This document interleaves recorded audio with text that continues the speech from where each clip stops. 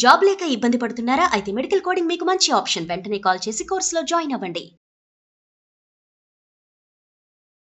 ఏదైనా మంచి స్టోరీ చెప్తారండి? పూర్వం పగటి వేషగాళ్ళు ఉండేవాళ్ళు. అవును. రకరకాల వేషాలు వేసేవాళ్ళు కదా. స్త్రీ వేషం వేసుకోవటము, లేదా ఏదైనా దేవుడి వేషం, దేవతల వేషం, అలా వేషాలు వేసుకుని తిరిగేవాళ్ళు. అయితే ఈ కొన్ని కుటుంబాలు ఉండేవి, భాగవతుల కుటుంబాలు కొన్ని ఉండేవి, ఈ పగటి వేషాలు అవి వేసేవాళ్ళు. వాళ్ళల్లో ఓ కుటుంబం కథ అనమాట.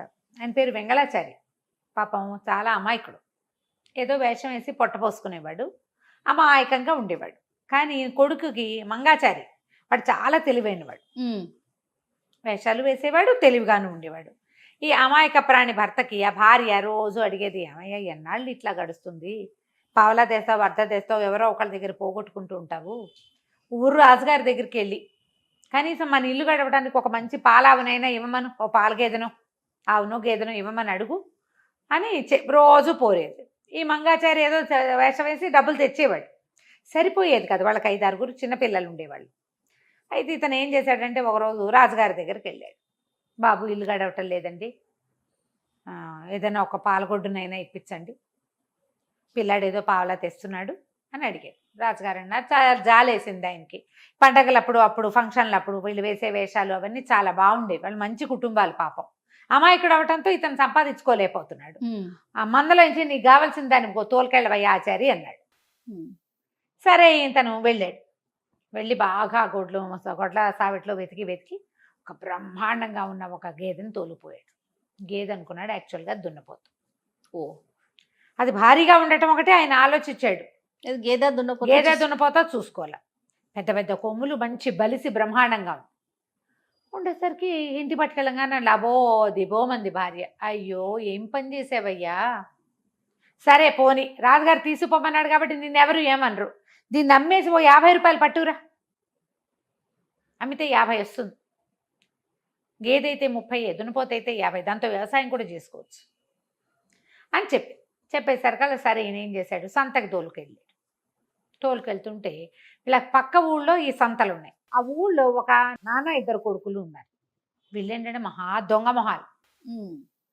వాళ్ళల్లో ఒకడు ఎదురుపడి ఎక్కడికంటే చాచారి గారు వెళ్తున్నారు అని అడిగితే దీన్ని అమ్మడానికి వెళ్తున్నాను అన్నాడు.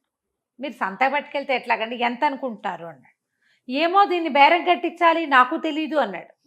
బేరం కట్టించేందుకు ఒక మనిషి ఉన్నాడండి, నేను తీసుకెళ్తానన్నాడు. సరే, వీడేం చేశాడు, రెండో వాడు ఇతను నమ్మేస్తాడు. ఇతను నమ్మటం మెతకవాడు కదా, అమాయకుడు. వాళ్ళ అన్నయ్య దగ్గరికి తీసుకుపోయారు. అన్నయ్య దగ్గరికి తీసుకెళ్తే అన్నయ్యకి కనుమలిపాడు, ఇట్లా వేలు చూపించి.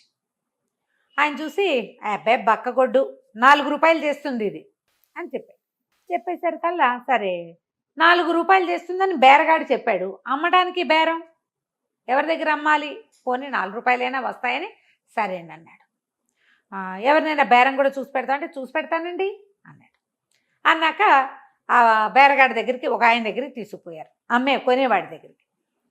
ఇది 4 రూపాయలు బేరం మాట్లాడాం, 4 రూపాయలు కొంటావా అని అడిగేసరికల్లా సరే 4 రూపాయలకు కొంటానన్నాడు. కొంటానన్నాక 4 రూపాయలు తీసుకుని 4 రూపాయలు ఇచ్చి దున్నపోతుని తీసుకున్నాడు. వాడెవడు, ఈ 2 దొంగ వెధవల తండ్రి. దున్నపోతుని తీసుకున్నాక 4 రూపాయలు చేతిలో పెట్టాక ఏమన్నాడు, అయ్యగారు మీరు అడిగిన రేటు నేను ఇచ్చా కదా, 1 రూపాయి అయినా తగ్గించి ఇవ్వరండి అన్నాడు. అనగానే 4 రూపాయల నుంచి 1 రూపాయి వాడి చేతిలో పెట్టాడు. బేరగాడు అన్నాడు, అయ్యగారు నేను మీకు బేరం చూపించాను, నాకు 2 రూపాయలైనా ఇవ్వాలి కదా అన్నాడు. ఏం మిగిలింది, 3లోంచి 2 తీసి చేతిలో పెట్టాడు. 1 రూపాయి ఉంచుకున్నాడు. మొదట కనపడ్డాడు కదా ఒకడు, మొట్టమొదట కనపడ్డవాడెవడు, బేరగాడిని కుదిర్చి పెడతాను అని, దీని రేట్ ఇంత అని నిశ్చయించేవాడు. మరి నా బక్షీషో అన్నాడు వాడు. 1 రూపాయి వాడి చేతిలో పెట్టి ఇంటికి వెళ్ళిపోయాడు. ఇంటికి వెళ్ళేసరికి పెళ్ళాం దిబోమంది. ఆయన హరిశ్చంద్రరాజు మహానుభావుడు, అడగగానే తెచ్చుకోమన్నాడు. నేనైనా వెళ్ళకపోతే నీ దున్నపోతుని తెచ్చాడు, 50 రూపాయలు చేస్తుందిరా. ఈ పిల్లాడు మీ నాన్న తీసిపోయి దాన్ని 4 రూపాయలకి అమ్మి రూపాయి కూడా లేకుండా వచ్చేసరికి వాళ్ళకి ఇవ్వాలి కదే అంటాడు. న్యాయం కదా, బేరం కుదిర్చిన వాడికి ఇవ్వాలి, బేరగాడిని చూపించిన వాడికి ఇవ్వాలి, అమ్మిన వాడికి కూడా ఏదో పాపం వాడికి 1 రూపాయి కావాలి కదా, మరి నీకొద్దా రూపాయి అంటే మాట్లాడు.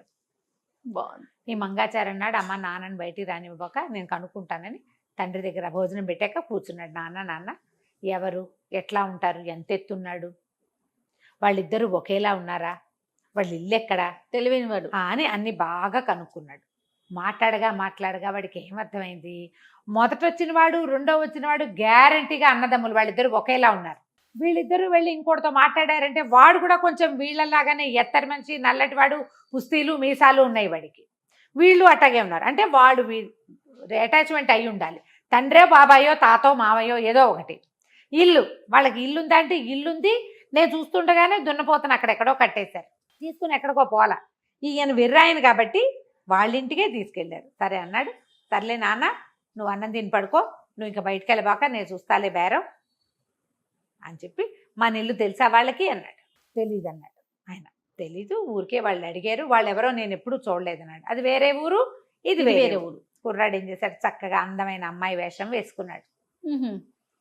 వేషం వేసుకుని ఆ ఊరు వైపుకు వెళ్ళాడు. ఆ ఊరు వైపుకు వెళ్ళి ఓ చెట్టు కింద కూర్చుని ఉన్నాడు. ఈ ఇద్దరు మళ్ళీ మగవాళ్ళు, వీళ్ళు ఏంటంటే ఇలా దారులు కాస్తారనమాట. అక్కడ కూర్చుని ఓ అని ఏడవటం మొదలుపెట్టాడు. ఈ ఇద్దరిలో ఒకడు చూశాడు, రెండోవాడు చూసి, ఈ అమ్మాయి ఎవరు ఏంటంటే, నేనండి మా కాబోయే ఆయన వాళ్ళ ఊరు తీసుకెళ్తానని తీసుకొచ్చాడు. మరి ఇక్కడ దాకా వచ్చేసరికల్లా ఎవరో దొంగలు నగ నట్ట అన్నీ దోచుకుపోయారు. అతనేమో భయపడి పారిపోయాడు. నేను ఏం చేయను, ఇక్కడ కూర్చున్నాను అనేసరికి వీడన్నాడు, పిల్ల చూస్తే చక్కగా బాగుంది. వాడు 19-20 ఏళ్ల వాడు, అలంకారం అది చక్కగా జడేసుకుని బాగా తయారయ్యాడు. వీడేమన్నాడు, నీకెందుకు అంత ఏడుస్తావు, చక్కగా నాతో ఉండు కానీ నేను పెళ్లి చేసుకుంటా, నీకు నగా నట్రా ఏమిటి, ఏదైనా పెడతా నేను, మా ఇంటికి పోదాం అన్నాడు. అనగానే తయ్యమని అమ్మాయి వీడితో పాటు బయలుదేరింది రెండో వాడితోటి. రెండో వాడు ఏం చేశాడు, అట్లా నడుచుకుంటూ వచ్చి ముందు వాళ్ళ అన్నయ్య కాపేసి ఉంటాడు. అన్నయ్య దగ్గరికి వెళ్ళి, అన్నయ్య అది కాదు, మరేమో నేను పిల్లని తెచ్చుకున్నా, పిల్ల ఎంత బాగుందో, దాన్ని పెళ్లి చేసుకుంటాను అన్నయ్య అన్నాడు. అన్నయ్య అన్నాడు, ఓరు నీ దుంపదేగా, నాకు ఇంకా పెళ్ళే కాలేదు, చిన్నపిల్లాడు, నీకు అప్పుడే పెళ్ళేమిట్రా, ఆ పిల్లందే, నేను చేసుకుంటా పెళ్ళి అన్నాడు. రెండోవాడు ఒప్పుకున్నాడు. సరే, రెండోవాడు పెద్దవాడు అమ్మాయిని పుచ్చుకుని ఇంటి దాకా తీసుకెళ్లారు. ఈ కుర్రాడు గుర్తుపట్టాడు, వాళ్ళ నాన్న చెప్పాడు కదా, ఎత్తరి మనిషి, ఇంత మీసం, ఇంత పొడు, చూస్తే ఇద్దరు ఒకేలా ఉన్నారు, వీళ్ళే గ్యారంటీగా. ఇంటికి తీసుకుపోయారు. ఇంటికి తీసుకుపోయి, నాన్న తమ్ముడేమో ఈ పిల్లని తెచ్చాడు, నేను చేసుకుంటానంటున్నాను, నువ్వు చెప్పు సాక్ష్యం, నువ్వు చెప్పు, పెద్దవాడికి ముందు పెళ్ళేవాళ్ళు కదా, సాక్ష్యంగా తీర్పు నువ్వు చెప్పు అని అడిగేసరికి నాన్న అన్నాడు, ఓరి నీ దుంపలదేగా, మీ అమ్మ చచ్చిపోయిన దగ్గర నుంచి ఇంట్లో దీపం పెట్టే నేడలేదురా, ఆడపిల్ల వచ్చింది కదా, దాన్ని నేను చేసుకుంటా, ఓరి దుర్మార్గుడు, నేను చేసుకుంటాను, ఏదైనా వస్తే సింహ భాగం నాదే కదా, నేను చేసుకుంటా, మేమిద్దరం దగ్గరుండి మీ ఇద్దరికి పెళ్ళిళ్ళు చేస్తాం కావాలంటే, పొండి అన్నాడు. అనేసరికి కుర్రాళ్ళు ఇద్దరు వాళ్ళ నాన్న మాట కాదని లేదు, కొడతాడు నాన్న, రౌడీ. సరే, అమ్మాయిని వదిలిపెట్టారు. ఇంట్లోకి తీసుకుపోయాడు. లోపల తీసుకెళ్ళాక అబ్బో ఎంతో చక్కగా చిలకలాగా ఉన్నావు, నీకు అది చేయించి పెడతా, ఇది చేయించి పెడతా అని ఏదో చెప్పంగానే వీడేం చేశాడు, ఈ కుర్రాడు, సరేలే, నగా నాణ్యం ఏమైనా ఉన్నాయా నాకు పెట్టడానికి, పెళ్ళికి పెట్టద్దు అని అడిగేసరికి, నన్ను నగలకేంటి నాణ్యాలకేంటి బోల్డ్ ఉన్నాయి, ఎన్ని కావాలంటే అన్ని ఉన్నాయి అని చెప్పేసరికి, ఏది తీయి చూద్దాం, నగా నాణ్యం చూడాలి, చిన్నపిల్లాన్ని చేసుకుందామంటే మీ పెద్దాడు వద్దన్నాడు, పెద్దాన్ని చేసుకుందాం అంటే నువ్వు వద్దన్నావు, నువ్వు ఇంత పెద్దవాడివి, ఇంత కొడుకులు ఉన్నవాడివి, నిన్ను పెళ్లి చేసుకోవాలంటే నగలు నాణ్యాలు పెట్టకుండా ఏ కుర్ర దొప్పుకుంటుంది, తీయి అన్నాడు. అనేసరికి వీడేం చేశాడు, మూలగా దాచిన ఒక కుండలో ఇంచి ఒక వస్తువులు తీసాడు. ఇదిగో నగలు నాణ్యాలు అనగానే ఈ కుర్రాడు ఒక్క ఉదుటిని లేచి చిత కొట్టేశాడు. వస్తువు అంతా చూశాక, అన్నీ చూశాక మొత్తం కుండ అంతా చేత్తో పుచ్చుకుని వీడిని చావచీత కొట్టి నాన్నని మూతి కట్టేసి, ఆ ఇంట్లో ఒక నిట్టాటి స్తంభం ఉంటే ఆ స్తంభానికి వేసి కట్టేశాడు. కొడుకులు ఇద్దరు వెళ్ళిపోయారు, అక్కడ లేరు. అక్కడి నుంచి ఏమైంది, ఈ మొత్తం వేషం అంతా తీసి అక్కడ బారేసేసాడు. లోపల మగ వేషం ఉంది, ఆ కుండ పట్టుకెళ్తే మాత్రం మగ పిల్లని ఎవరు గుర్తుపడతారు. వాడు బయటికి వెళ్ళిపోయి ఈ దున్నపోతుని ఊడదీసేసి ఒక దెబ్బ కొట్టాడు వెనకాల. కొట్టంగానే అది రాజుగారి మందలో ఉండేది, దాని అలవాటు ప్రకారం దాని మంద ఎక్కడిదక్కడ వెళ్ళిపోతుంది, అది మందలోకి వెళ్ళిపోయింది, దున్నపోతు లేదు.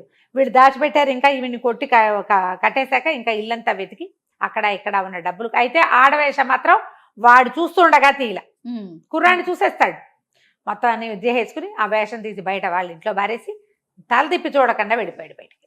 ఇంటికి వచ్చేసాడు. వీళ్ళు వాళ్ళ నాన్నకి ఇవ్వాల్సిన డబ్బులు ఆ 4 రూపాయలే కాకుండా దున్నపోతదాలకు డబ్బులు కూడా తీసుకున్నారు కదా వెనక్కి. వాడు ఎప్పటి నుంచో ఎంతమందినో కొల్లగొడ్డి సంపాదిస్తున్న మొత్తం డబ్బులన్నీ తీసేసుకుని ఇంటికి వెళ్ళిపోయాడు. ఆ తర్వాత ఎప్పుడు ఆడవేషం కట్ల ఆ అబ్బాయి. ఆడవేషం కడితే తెలిసిపోతుంది. గుర్తుపడతారు కదా. ఆ తర్వాత ఏం చేశాడు, 2 పాలగొడ్లు కొనుక్కుని ఆ గొడ్డు గోదా నాన్నకి అప్పచెప్పి వాడి పనులు వాడు చేసుకునేవాడు అనమాట. మంచి తెలివైన పిల్లోడు. మనం ఇంటికి